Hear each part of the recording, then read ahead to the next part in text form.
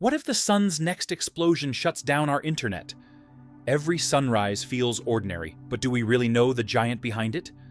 The sun may look simple in the sky, yet it's far more mysterious than you think.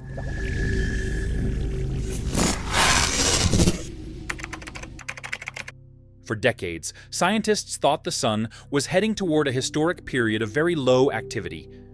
In fact, from the 1980s all the way to 2008, solar activity was on a steady decline. When the sun hit its lowest point in 2008, many experts believed we were entering what's known as a deep solar minimum. That would have meant a long stretch of calm, with very few sunspots, flares, or major space weather events. But here's the surprise. Starting around 2008, the trend flipped. Instead of continuing into silence, the sun began to slowly wake up again.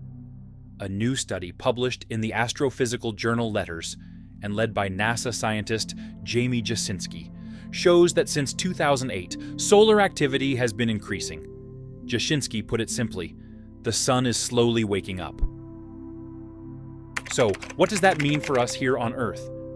Well, when the sun becomes more active, we see more solar flares, solar storms, and powerful bursts of energy called coronal mass ejections. Together, these are what scientists call space weather. And while it might sound far away, space weather can have very real effects on our daily lives. Satellites can be disrupted, leading to problems with GPS signals and communications. Power grids on Earth can become unstable during strong solar storms. Radio communications, especially for aviation, can be interrupted. And astronauts in space face higher levels of radiation risk. NASA closely monitors these changes, especially now with the Artemis program aiming to send astronauts back to the Moon and eventually to Mars. Understanding space weather is critical to keeping those astronauts safe. Now, let's put this into perspective.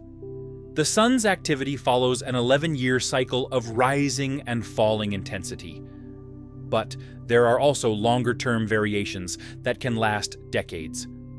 Scientists had seen the sun weakening for almost 30 years, which made them confident that we were headed into a prolonged quiet period. That's why the recent rebound has come as such a big surprise. Right now, we're in solar cycle 25, which began in 2020. The previous cycle, solar cycle 24, was the weakest in about a century. But early signs suggest that solar cycle 25 may be more active and possibly more intense than expected. But what will the next few years bring? More frequent auroras lighting up the night sky? More risks for satellites and power systems? Or perhaps new opportunities for scientists to better understand how our star works? There is one thing we know. The sun is far from asleep. It's dynamic, it's powerful, and it directly shapes the environment of our solar system, including life here on Earth. As NASA scientists continue to track these changes, we'll be learning more about the hidden patterns of our star. And the better we understand the sun, the better we can prepare for the challenges, and maybe even the opportunities, that come with its awakening. So, what do you think? Is the sun's return to higher activity something we should worry about? Or is it just a natural reminder of how alive our star really is? Let me know your thoughts down in the comments. And don't forget to subscribe for more deep dives into space, science, and technology.